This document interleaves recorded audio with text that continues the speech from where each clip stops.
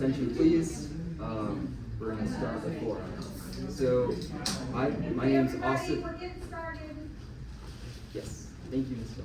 Please make sure to sign in by scanning the QR code. Thank you, Ashley. So, hi everyone, my name is Austin Dominguez. I first want to give you all a very big thank you for coming. I know that this was an event that should last a pretty long time. 4 to 5:30 is a little while, so thank you for your time and thank you for your patience with us getting started. I hope everyone got pizza, and I hope everyone's excited to hear about internships. We have a panel that's going to run from 4:30 to 5, where you'll get to hear from some really awesome UTSA students that have interned for global companies and local industry as well. Make sure you signed in like Ashley said, and I want to clarify, part 2 is going to start at 5, and it's going to run until 5:30. That's our internship showcase. So as you all saw in the BSc atrium, we have our poster display.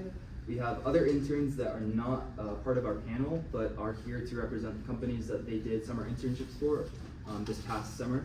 And you can see some examples of the posters here. I won't be taking questions for the panel during the panel, because I want to encourage you all to go ask them one-on-one during the showcase. So after the forum, we have the opportunity to go speak to all of our panelists and other interns, and that's where I really want you guys to be able to network, grow your connections, and also get a more direct and personal answer. So remember, part 2 starts at 5:30, just outside in the atrium. In this forum, I want to answer 3 questions. What is an internship? Why are they important? And how do I get one? And you might be asking, who's this guy talking about internships? Why did he spam my email talking about internships? Well, this past summer I had to make this flow diagram for my summer internship, and on here you can see some of the companies I've worked for. I was actually born in Michigan. That's what sparked my interest in the automotive field. And this past summer I was able to work with Toyota here in San Antonio. Any opportunity I get, I like to share my dogs. So that's Bailey and Jules in the bottom corner. And so now, where I currently am, I'm doing a senior design project with Sandia National Labs. And when I graduate, I'm hoping to work for either Waymo or Rivian in California. Just a disclaimer, internship experiences vary from company to company and person to person. So this information is generally applicable. It might not be your experience, it might not be mine, but generally speaking, this is what you can anticipate. And then I also add another note, if you require sponsorship, the following information will still apply. But unfortunately, you'll have fewer roles, so you'll have to work a little harder. But this is still good info. So, our agenda, I have 7 main slides and then we'll jump into our panel. And let's begin. So, first of all, what even is an internship? Well, the textbook definition is it's a temporary hands-on work experience for students and or recent graduates to apply their academic knowledge in professional settings, gain practical skills, and explore specific industry fields. Now, I want to go over some more bullet points to break that down. Internships are year-round. They're usually 8 to 12 weeks, but you can have some that are in the fall and the spring that are even longer, up to 16. They're typically paid. That's why people like them. You can make some good money. I have a future slide to go over that in more detail, but I want to emphasize that when you get an internship, you're essentially becoming employed at that company. So you should anticipate working a normal work schedule, something like Monday to Friday, about 40 hours per week. And your internship is project-based or assignment-based. So you'll be using not just the skills that you use and learn in the classroom, but you'll be using industry-specific skills and softwares. And for internships, usually there's specific management. So you'll be assigned a mentor, a manager, and a department. As an example, here was my internship. So I worked for 14 weeks this past summer. I was paid $29 an hour. My schedule is Monday to Friday, and I average 50 hours a week. And I work some Saturdays because I was working too hard. And then my project was in scrap reduction and reliability control. My department was the paint shop maintenance group, and pretty uniquely, my manager was actually my mentor, who you see in red. He was my biggest supporter and my biggest hater, but he was fun. So now, why are they important? Well, engineering internships expose you to real-world challenges. Not only do they boost your resume and your confidence, but it opens the door for full-time offers. One of our showcase participants actually has a full-time offer with General Motors after completing his internship. So if you want to talk to him about how he did that, he'll be downstairs in the BSc atrium after this. But I think a super important point is it clarifies what type of engineering you enjoy. We study a specific major, but there's so much to do even within your major, and this allows you to develop the experience of knowing what it is you like. It also builds teamwork and communication skills. You can get this through some of your student orgs, but the way you really apply it is in this industry setting. And money. Everyone likes money, and this is the perfect opportunity to spend your summer to make some.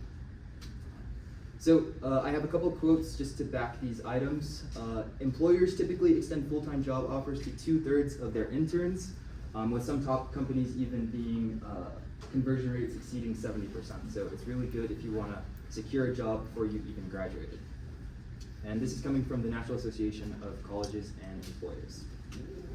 And graduates who secure a full-time internship graduates who secure full-time jobs post-internships have a median starting salary that is roughly $15,000 higher than those who did not. So not only does it help you secure a job, but it also helps you secure a little bit higher starting pay, which is always good. So now I want to talk about finding the right opportunity. So there are some primary roles. I have 5 listed.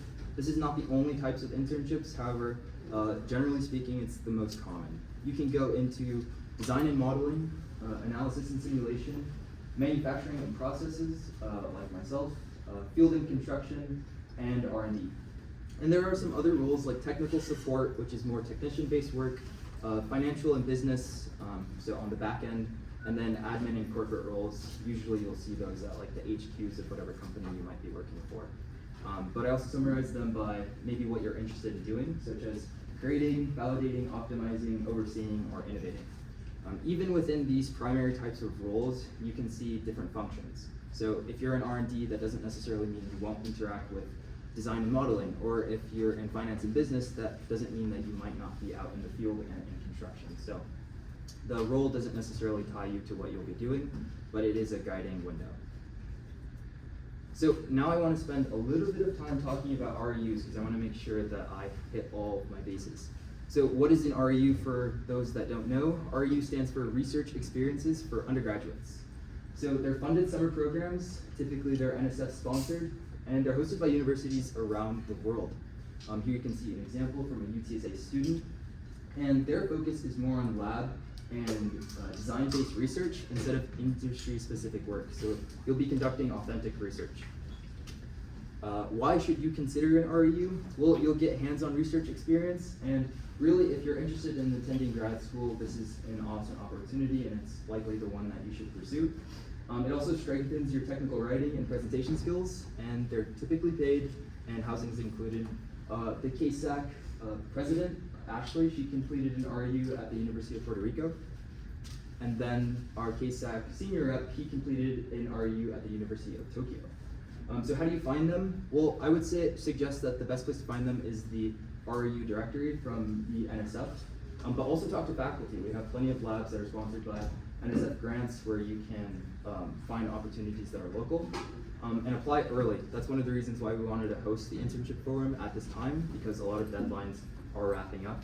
And for REUs, you should anticipate them closing anywhere from December to February. REUs do have a difference of requiring a personal statement and recommendation letters. It's going to vary based upon the listing, but just keep that in mind. So how do you land an internship? Well, these are the steps. You have to follow these steps. You have to network, apply, interview, and cry. Okay, so why are you going to cry? So you're going to cry because you applied to like 500 places and none of them got back to you, or you're going to cry because you finally got the job, but then Monday you're like, oh, I actually have to go to work. So hopefully not everyone will be crying, but generally speaking, you're going to have to network, apply, and then interview. So I want to go over each one. So for your resume, you want to highlight projects and coursework.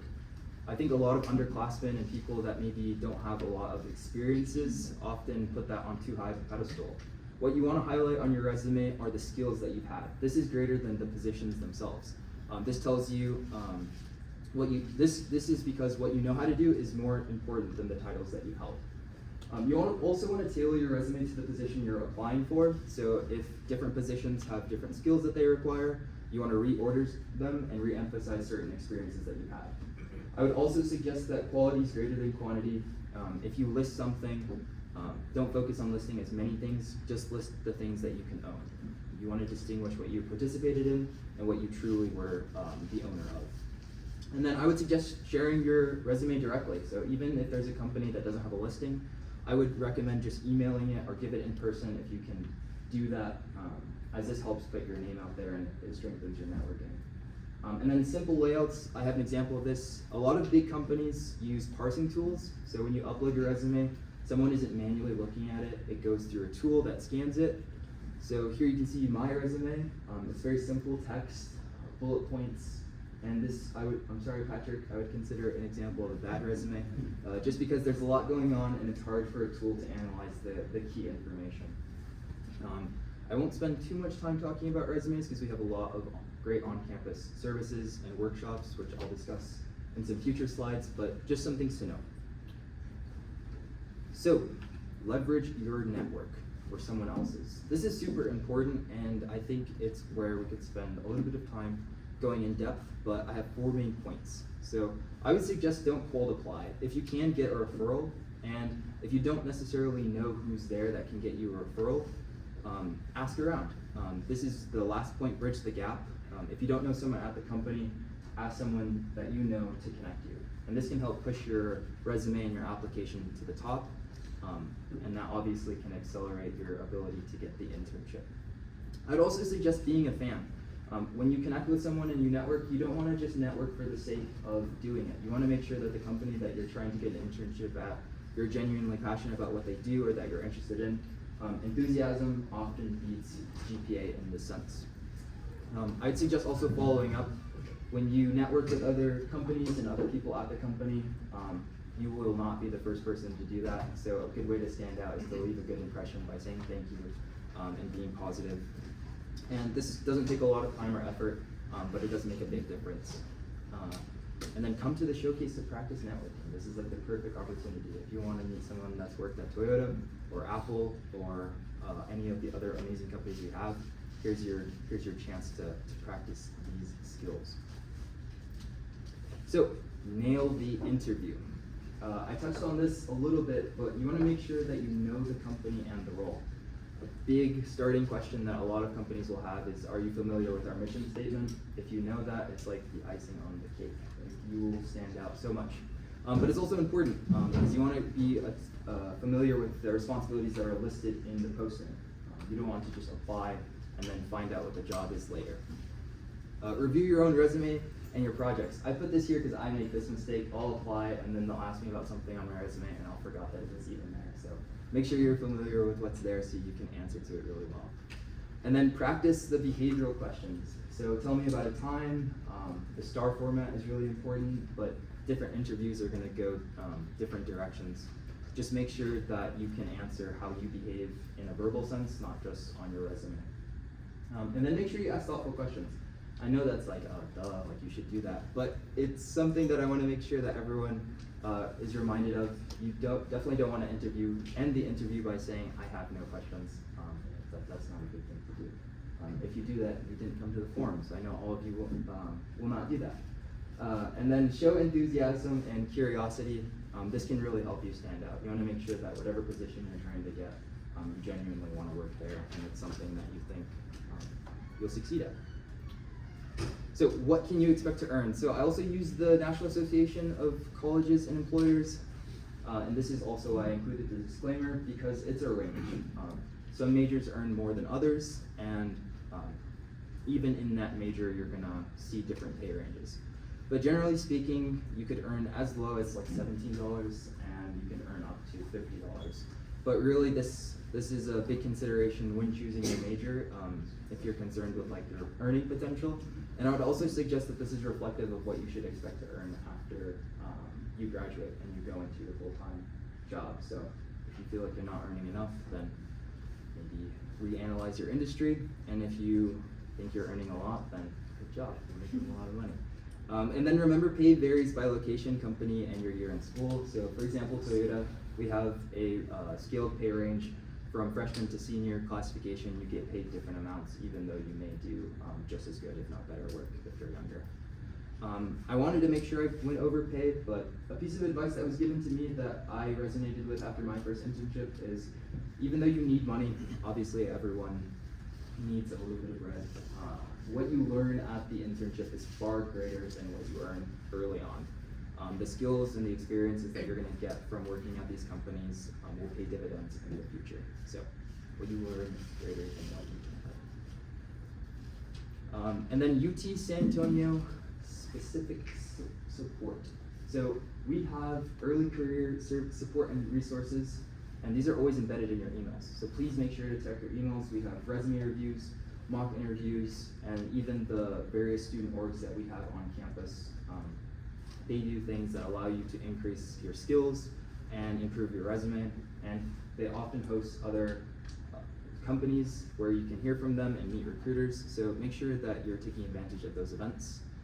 As an example, Toyota only posts on Handshake for their items, so make sure you're connected with all the career services that we have, including your UTSA Handshake account.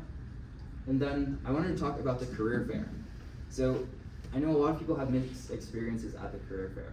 I would really suggest not looking at the career fair as, I'm gonna go here to get a job. I'd really suggest it as, this is my opportunity to meet the hiring team. A lot of the times, the companies that come to their career fair are not necessarily looking for the person that they're gonna hire for that position, but rather they're looking to connect with the student body. And that's one step that you can use to get closer to actually getting the position that you want or working for the company that you want to work for. So just remember, don't be discouraged if you didn't get any interviews or any follow-ups after the career fair. Just use it as your opportunity to meet the person and make a good impression. And then a last important point, internships can count as signature experiences when you take them for credit. So EGR 3303 can allow you to fulfill your engineering signature experience, and that's obviously beneficial. So now I have some tips and tricks after all of that information. After you apply, find a recruiter and email them telling them that you're interested. This is what helped me, but it took me 4 years for it to be successful. I got to know the Toyota recruiter really well, but he didn't like me. So it took 4 years for him to like me, and then he finally gave me a shot, and now he likes me. So another important point, I actually had this conversation very recently. Don't limit your scope. If you're interested in aerospace, but you're only able to get positions in construction or in mechanical engineering, that's okay. What you're going to take away from the internships are skills and experiences that you can apply to then break into whatever industry you're interested in. So if you're early on and you want to get a specific job, but it's hard to get into, or you feel like you don't have the necessary skills, that's okay. I would say get what you can and then leverage it later. Earlier I said quality is greater than quantity, but many students apply to the same listings. So my tip would be to apply to as many places as possible. In this case, you really want to make sure that you're applying to a ton of places, so that way your opportunity and statistical average will be in your favor. Just as a note, over my years of college, I did 500 applications and I did 30 interviews. I had too much time. And then it's never too late or too early. My first internship, I got a week before the semester was gonna end. And then it took me a really long time, like I mentioned, to get with Toyota, but that was my dream company. And I'm looking forward to maintaining connection with them. But obviously that took until my senior year of getting that opportunity. And then lastly, be consistent. I believe in you. Internships, I think, hold this weight in the engineering and the STEM community as being really important, and a lot of people are discouraged when they don't get one and it's the end of the summer and they are wondering, like, how is this going to impact me? Am I not going to be able to get a job?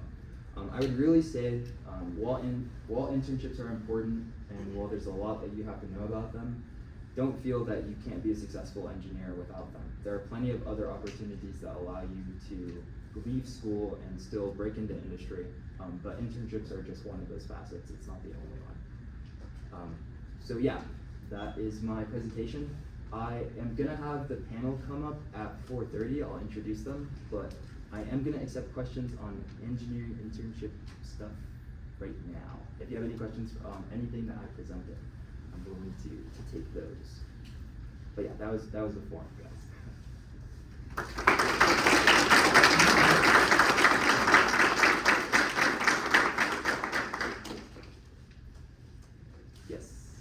What do you think changed from when you first wanted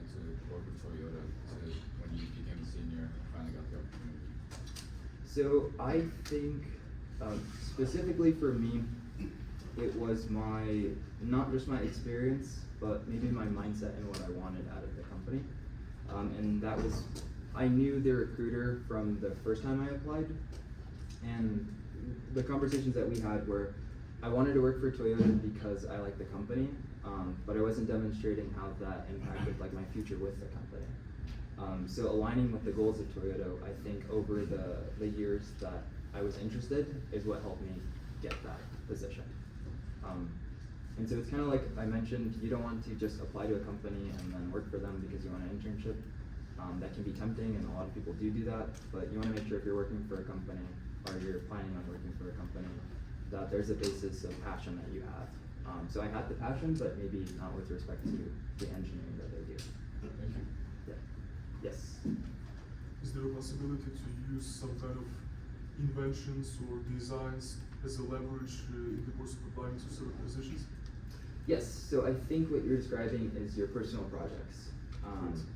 And so on your resume, you don't have to limit the things that you do in school and maybe the classes that you've taken or other jobs that you've worked to just engineering. Anything that's taught you how to do something that you believe is valuable to that employer is absolutely something that you should share and list. It doesn't have to be directly related to a company or to some student or, yeah, great question. I like that.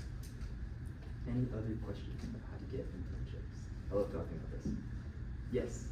In your experience, how much weight do you think personal projects have versus maybe research with a professor or other opportunities? I think it holds equal weight, but at the end of the day, it comes down to like how much you own that experience. So, like for example, if you say you're a member of X club, that is a professional item, right? Because you're a part of an official organization. But maybe that has less weight than saying I designed this RC car, but you know like every intricate detail of that car. You might have not done it with the specific org, but you're able to speak to it a lot higher. So it kind of comes down to the idea of like, were you a participant in this activity or were you like truly the owner? So I would say the weight is really to how much you can speak to it. Thank you. Good question. Any other questions? People in the back. Maybe people in the front. I got one. Yeah. So one of the tips I've heard is tailoring your resume Yes. for different I guess applications. Yes. What's your advice on that? I think that's great. I think one of the reasons why you get that piece of advice is because a lot of big companies and companies in general do parse your resume, so they're going to scan it before. If they list that they have these 5 skills that are most important, but you're missing those skills, obviously you want to actually know them. But if you're missing those skills but you know them, you want to make sure that those are first in line. So I think tailoring is important, but something that's not listed here but that is absolutely true is getting a job or getting an opportunity does have an aspect of luck. So while I think it is important to tailor, if you're going to do 500 applications like me, that's really hard to do, to tailor each one. So quality over quantity, but in some case, quantity over quality. Just get your resume out there, talk to people. If you have time to tailor. But otherwise, I don't think it will make or break your ability to get the internship. Yes. Say you found a skill that you don't quite meet, but let's say I have some time, I can develop that skill. How much time do you think it would take for me to get to a level of aptitude to put on my resume? I really think time isn't a variable. I think it's utilization. Because you could do a one-day workshop where you learn how to CAD and come out better than somebody that, CADs occasionally, but they've been doing that for a year. So I'd really say it's dependent on what your output is with that skill. And that isn't always related to time.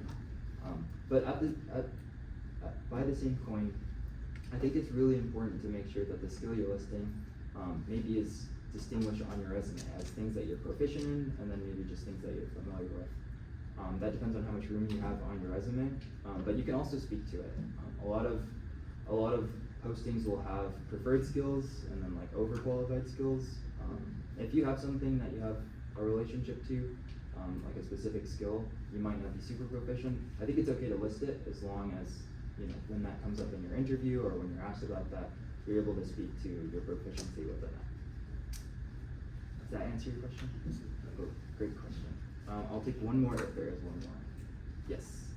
You mentioned after applying to find the recruiter's email, how do you go about doing that? Is there like a certain resources you just look through the website? Okay, I'm gonna give you my honest answer. So the way I would do it was, I would say like for Toyota. Well, Toyota's a bad example because they would come here. But say General Motors as an example.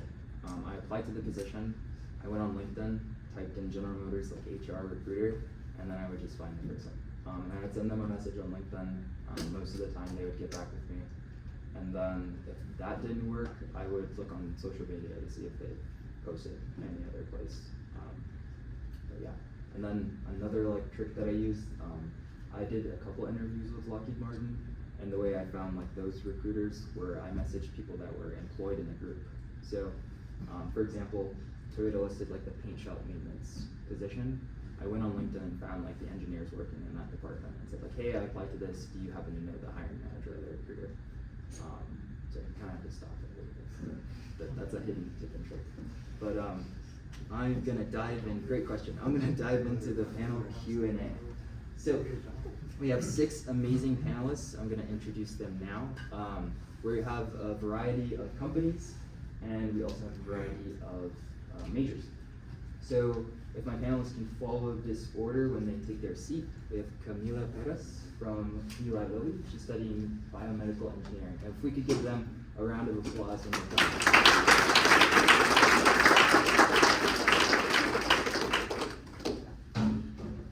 Next, oh yeah, you can take your seat.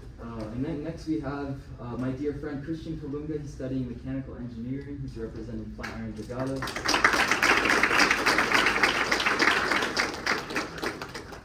We have my fellow KSACer, E.V. Kim, studying biomedical engineering from BioBridge Global.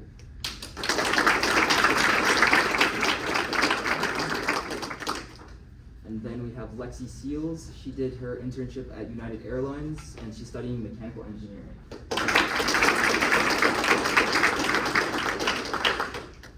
We have Carlos Cruz, who's studying electrical engineering, and he did his internship at Apple in California.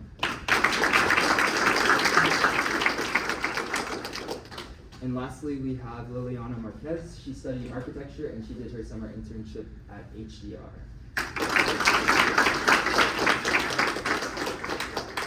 So I want to extend a huge thank you to my panel.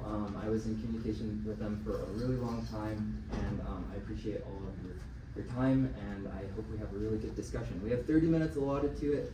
We don't have to take all 30 minutes, but we do have about 8 questions for them. A few questions I'm going to have everyone answer just so you get familiar with our panelists, but then the rest of the questions I've encouraged the panel to just take as like a discussion amongst themselves. So I'll ask the question. If they have an answer that they want to answer, they can, but not everyone has to answer. And then, thanks guys, just be yourself.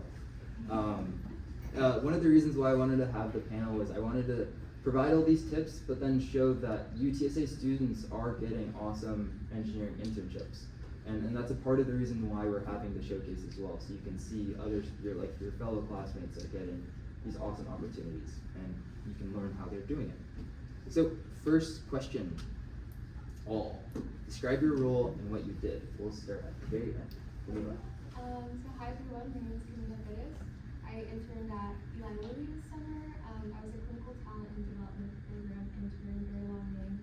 But basically, so Eli Lilly is a pharmaceutical company, but I specifically worked in the clinical trial sector. So I worked with clinical laboratory sciences.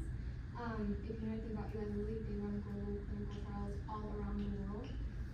So I worked very closely with their Cork, Ireland locations, and the intern was abroad at the time. So I kind of just got to see the early stage development of how a drug becomes developed and ends up going through the clinical trial process.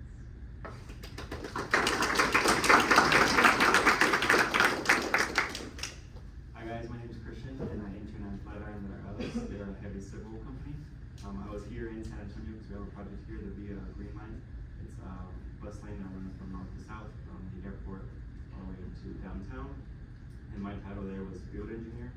However, we are still in pre-construction, so there is no field yet. We're still in the office, so I help with the pre-construction, which is doing kickoffs, for the estimating, and then working on the work breakdown schedule and guaranteed maximum price and stuff.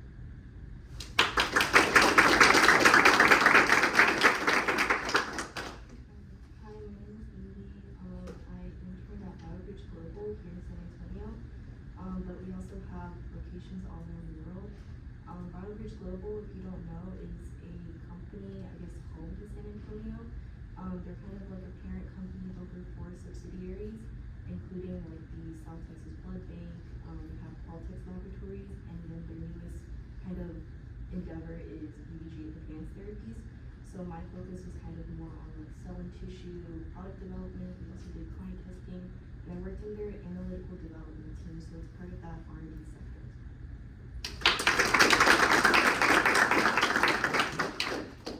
Hi, my name is Lexi Sealis. I co-op at United Airlines. So I was actually there for 6 months from January to August. There I worked at the component shop, focusing on like developing repairs for thrust reversers, flats, engine fan cows, basically like anything that comes off the plane would just come to our shop. I had a little office above the shop, and mechanics would come and be like, hey, this is not in the manual, can you develop a repair for this? So really fun job, and I had a great time. That was based in Houston, but I also fly to Chicago and San Francisco and work there every once in a while.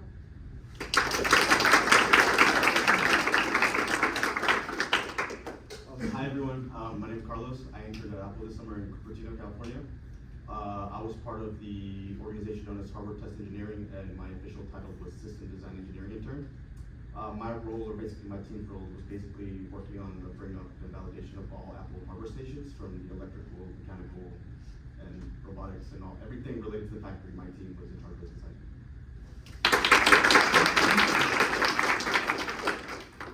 Hi, my name is Diana Marquez. I work in HDR here in San Antonio. HDR is an engineer and architecture company. It works with all multiple engineering fields and also the architecture department. My role was a CAD intern. I work in doing alignments, sheets, field plans, bit more.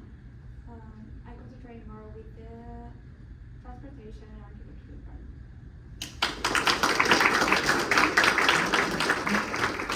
Alrighty, so I have a couple more questions that I'd like all of my panelists to answer. So what experience did you have before getting your summer 2025 internship? And we can continue, so with the time. Yeah, so I had quite a good experience. So straight out of high school, I got my EMT certification. So I worked with 911 as a first responder for 2 years while I was still in college.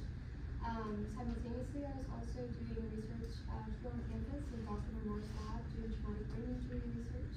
And then I also interned at UT Health, San Antonio, for a Parkinson's disease clinical trial.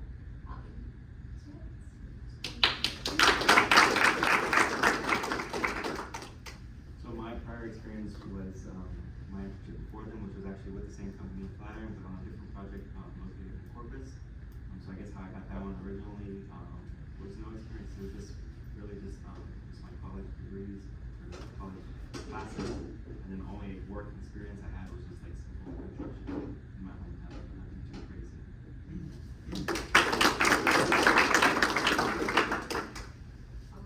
I'm being honest, I didn't have a whole lot of experience going into it. When I kind of wanted to pursue an internship, I had already completed my sophomore year. But I guess during my freshman year, I knew I wanted to position myself for industry. So I really focused on getting some like research experience here. I know there's a lot of research labs, so I was involved in Dr. Wong's mechanical engineering lab, where he focuses on the mechanics and the structures of biological materials. So I would say I did that for a little over, maybe a little under a year actually. And then I also participated in a lot of student organizations, namely the Klesi Student Advisory Council. That really made me a better person when it came to communicating my ideas, and I guess speaking to eventually like my supervisor that would take me to the team. So that's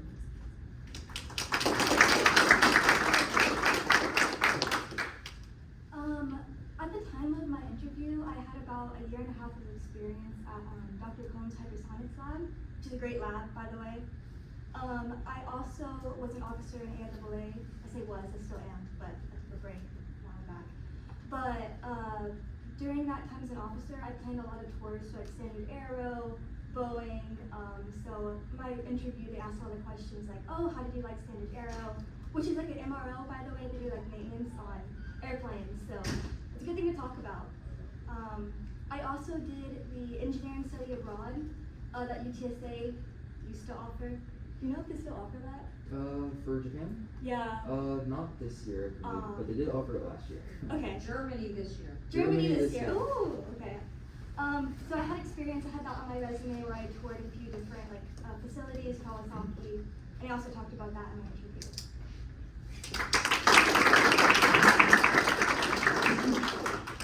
So for me, I mean, I guess it all started back at sophomore year.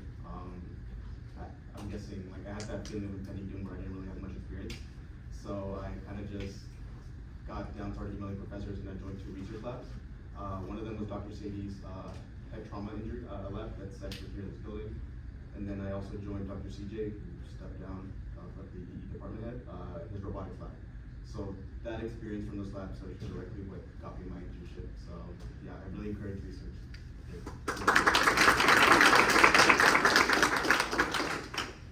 For me, I'm currently a sophomore, so in my freshman year, I didn't have like any experience, so I just concentrated on like finishing and polishing my portfolio and taking like more research on multiple companies, so I could like search for somewhere to work in.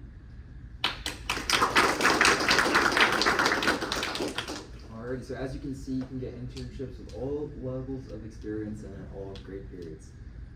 Last, for all my interns, how did you, or all my panelists, not my interns, how did you get your role? So talk about the number of applications you did, what your interview process looked like, and if you leveraged networking / any other item that you want to talk about with how you got your role. So, Yeah, I actually had a really fun experience. So my sophomore year decided I was going to be taking LinkedIn very seriously, which is something that I really recommend that a lot of you do, because I was actually contacted by a recruiter on LinkedIn.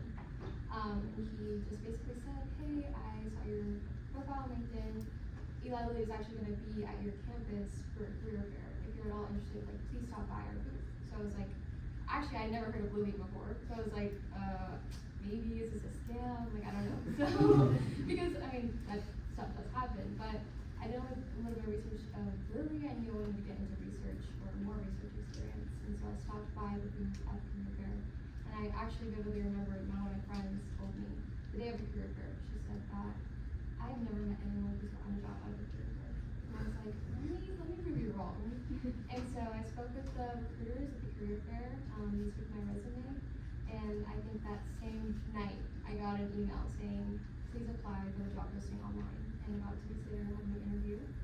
And I think in around a month I heard back saying I found the work. wow, awesome.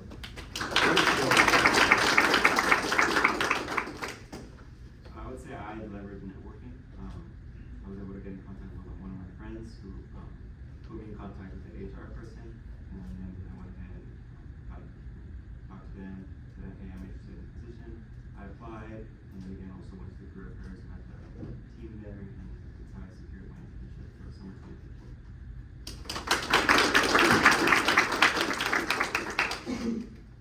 So I like to think of mine as kind of like the story of luck, but I was at my job at the time. It was maybe a year from now or last year, and I was at my job. I worked at a restaurant, and these 2 men walk in. One is wearing the BBG polo, and the other one is just wearing plain polo. And I recognized the logo from attending BNES because they would mention this company. So I'm like, oh my gosh, I need to go talk to these people or talk to the one wearing the polo. And so I go up to these 2 men, and I do my like 30-second elevator pitch to them, and I'm like, hey, do you have any open positions for interns? Because I'm really interested. And the whole time I was talking to the guy with the polo on, who I was supposed to be talking to, this other guy, because he was the senior manager of one of the teams. So he gave me his business card. I was really embarrassed, but I was like, it's still worth something because like, reached out to him maybe like the day after that, and I heard back, and we kept communicating back and forth. Maybe a month after that, he wanted to have a phone interview after I sent him my resume. We went over a couple of points, and he was like, yeah, we'd definitely like to have you on the team. But at the time, they didn't really have an internship program.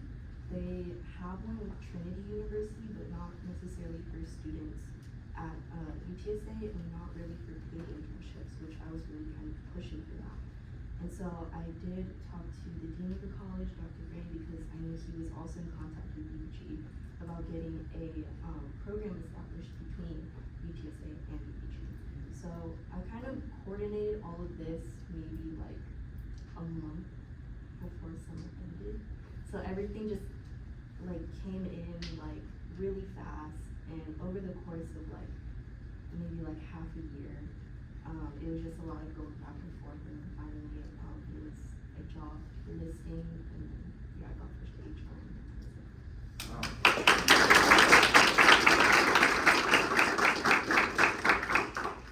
I gotta say, mine kind of feels like just like straight dumb luck sometimes. So I applied to United. I've always liked like aviation, and I love to travel. So that was like one of the first ones I applied for, like late September, like early October. That was like the first ones I applied for, and then over the course of that fall semester, when I was applying to internships, I probably applied to like 150. Had a few like interviews here and there. Ones I bombed, ones I did good. I didn't really like the company. But eventually, United got back to me late November. They're like, hey, do you want to do an interview? Okay, so I did a virtual interview, and then I had to record my face and send it to them. I didn't like that at all. But then, then I had an interview over Zoom with them and had a good time. I thought the posting was for Chicago. Okay, I love Chicago. But they get back to me like a week later. This is now like December. They say, hey, do you want to move to Houston? I'm like, not really. They're like, well, the posting's for Houston. It's at Chicago. Okay, Houston. So they're like, okay, now I'm moving to Houston, there for 6 months. I don't know what the point of the story is, but basically it's like you never know what to expect with it. Like, I didn't find an apartment, place to live for 6 months in Houston. And also just like don't give up, I guess. Like I applied to so many like that entire summer, that entire fall. Like I was so stressed, and like I had a few I got like 2 more offers like after I already accepted the United one. But like it all came at once, and the entire fall I got nothing. Like I would have an interview, hear nothing. I'm sure it's probably a common experience, like, hey, what happened? So I just say I don't give up. Like it all worked out. Like the one I really wanted came back to me. The other ones I didn't, okay, it all worked out the way it was meant to be, I think. Amen.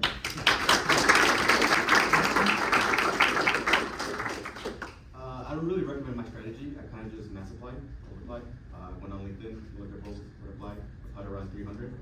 But then, sometimes you gotta take those full course shots, apply to big companies. I applied at Apple back in July 24th. And then it was December, I heard nothing. And then I realized I was like, I've changed my resume a lot since then. So I went on to like the job portal. I updated it, and then around spring break, a recruiter reached out to me and was like, do you want to interview for this team? And it was, I guess, really hectic because I was interviewing for 3 different companies at the same time during the spring break. So yeah, once I got through that interview with Apple, I feel like I crushed it, so I kind of just half-efforted the other 2, and yeah, it worked out. But I don't recommend my strategy. I recommend you network and you try to do the career fair and all those things.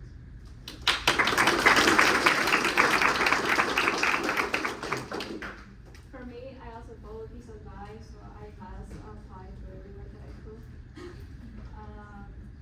I applied like over 100 different places and received like responses for like 3 or 4 of them. Got the interview for HDR. I didn't even know one else in my field or related to my field, but I got like the advice from one senior that you don't need to apply to just one specific like position. You need to apply to everything that is related to it, so you can have like more options to work with. So I did that, and I got the interview.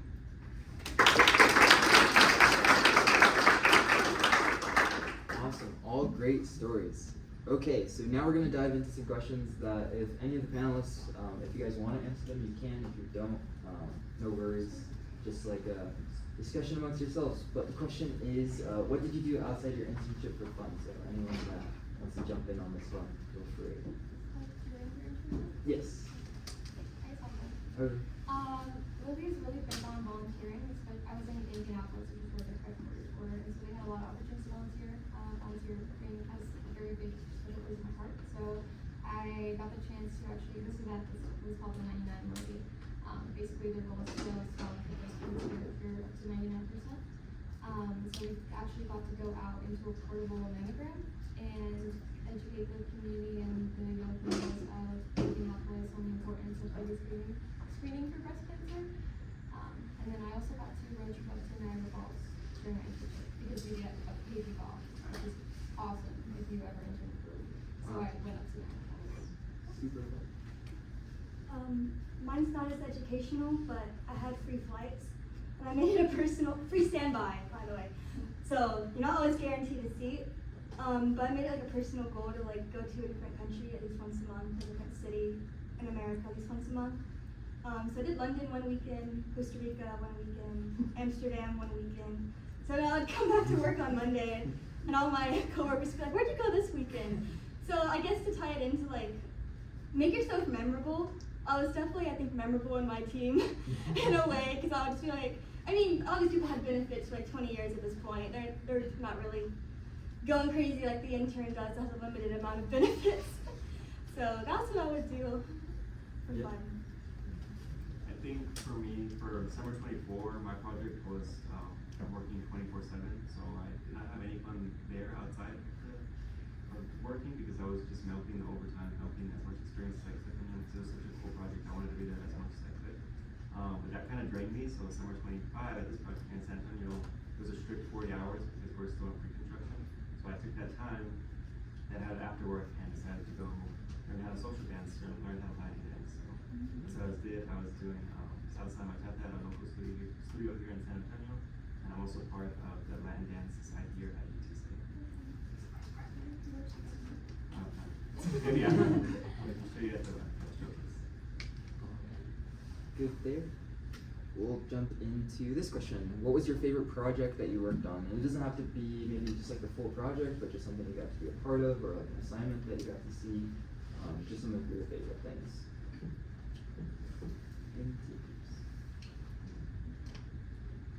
I guess I will answer this one.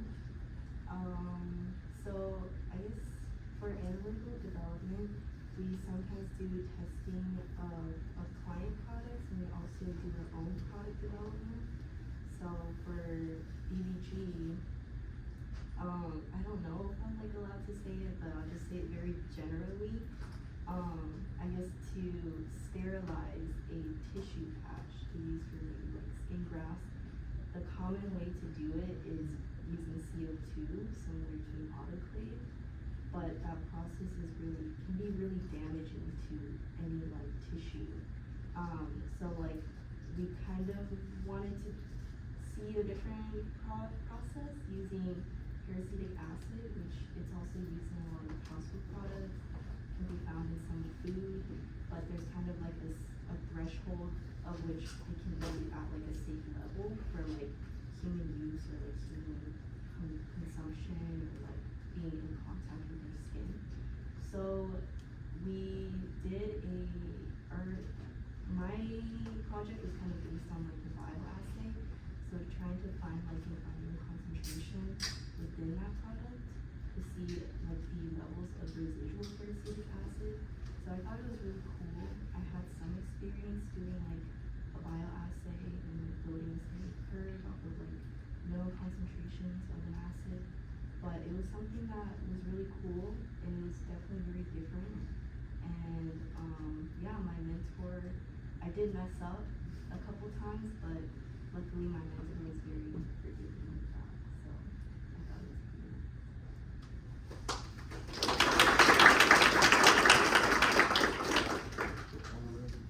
Good on this one?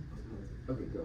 This is going to be very short because I can't say much, but I got to develop an app, which is something I didn't really think as us, that's, computer science people, but yeah, I mean, sometimes you just do a lot of stuff that you're not expecting you're gonna work on for the internship, so.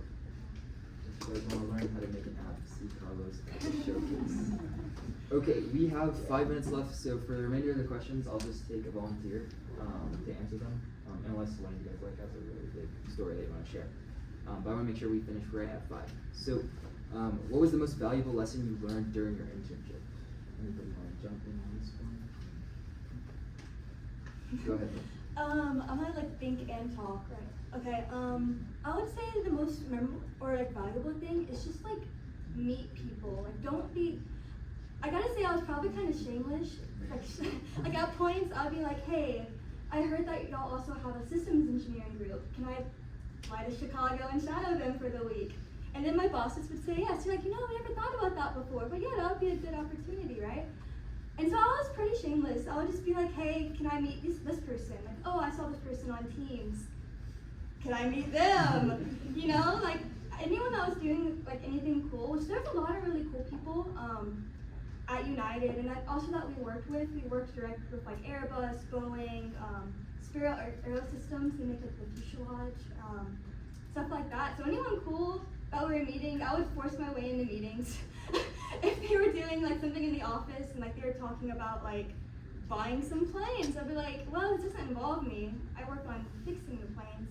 But can I go sit in there? I don't think they'll mind. And so I would just go and sit, and then I would talk to the people from whatever place is selling the parts or the plane. So I would say just don't be professional, right? Be professional, but ultimately you're just an intern. Have fun with it, don't make a bad impression, but I know where I'm going with this. But you know what I mean. Just have fun with it. No one wants a boring presence in the office. They're not gonna remember you. They're just like, oh, what was that person from United or from UTSA that we had 2 years ago? Oh, they're applying. I don't remember what they did. You can be the best employee, but if you're not personable, yeah, I don't know. Yeah, we're good. I think to sum it up, I think that is an amazing piece of advice, which is that if the opportunity isn't there, that doesn't mean you can't make it. So just because it's not visible doesn't mean you shouldn't ask. A lot of the most fun I had at my internship were things exactly like Lexi's saying, going out of my way to say, hey, is this possible? And most of the time it is. So if the opportunity you can't see, make it. Yes, go for it. I know we're up here talking about how we already completed our internships, but I think the most important lesson I learned was that I could get an internship. A year ago, I was in, if you don't have internship experience, I was in your position. I was watching all these people post on LinkedIn, or come into class, or get phone calls, oh my gosh, I got an internship, and I'd be like, dang, it's just not gonna be me. And I think I just got into this mentality of I don't know, we had to talk about this really yesterday, how we can sometimes get into our own mindset of being I don't go to a really, really big school, but you still go to a great school. You have so many resources, we do things like this, where we can educate you guys and give you all advice. And while I was in my internship this summer, and every meeting, every workshop that we had for the interns, I'd be like, wow, there's a seat at the table for me. And I couldn't even picture myself being here a year ago. And so that is, if you take anything away from today, it's this can be you, and it will be you, if you just go on the right mindset. I couldn't have said it better. That deserves a round of applause. Alrighty, so I'll go ahead and ask one more question. Do I want to ask this one? No, that's a long answer. I'll ask this one. What is a highlight from your internship that you would like to share? So this could be about anything, just something you want to make sure everyone knows. This is your opportunity to flex if you want to. In summer 2024, at one point I was at the top of the highest structure in South Texas and probably that bridge at the very peak of the pylon. Very, very Super. Wait, where's that? Oh, cool. 2 hours south. Are you scared? No, it's a little sketchy, but no. He's lying. Oh, nice. I got to shake Tim Cook's hand. He felt like a robot, but. That's a flex right there. I really liked my mentors, so I would say like that's like a definite highlight. My mentor, her name was Sophia. She was a PhD from the University of Mississippi, I think. And like being a woman in engineering is like my entire team was mostly guys except for Sophia, which like they were all great as well. But like just seeing like her, like she owned her like job, like she owned it. Like I've never met anyone like her before, and like she's who I want to become. So having that experience of having a mentor who I really admired, and to like, I kind of had to like earn respect from her. Like the first month, she's like would give me busy work, and then she'd be like, "Oh, you're actually pretty good at this busy work." So the next month, I would have a little bit harder. And by the end of it, I was doing the same stuff she was. So that was a really great experience for me. Alrighty. I think to add on to that, I'll share a highlight for me. So at my internship, I did it over the summer, and there were 2 other interns. And I admired them both, and this is kind of connecting to Lexi's story. Not because they were other students, and not because they were working for Toyota, but because they were girls. And I have a younger sister, she wants to study engineering, and one of those students was in our audience, Jada. And when I tell you I met some of the hardest working people, I'm not referring to the engineers at Toyota, I'm referring to students like Jada. She showed me that when you come to work every day willing to learn and guide not only the people that are around you, but like your actions, you can have a real impact. And I didn't learn that from an engineer, I learned that from one of my fellow co-ops. So if you want to learn from a hardworking individual like Jada, she'll be at the showcase, which is my next point. Thank you so much for coming. If you have questions for any of the panelists, for me, please find us at the posters in the BC atrium. Those are my dogs. I didn't share that. If you didn't sign in, I'm going to put the sign in at the front. I can't thank you all enough. Please network. Ask us questions. We want to hear from you. Thank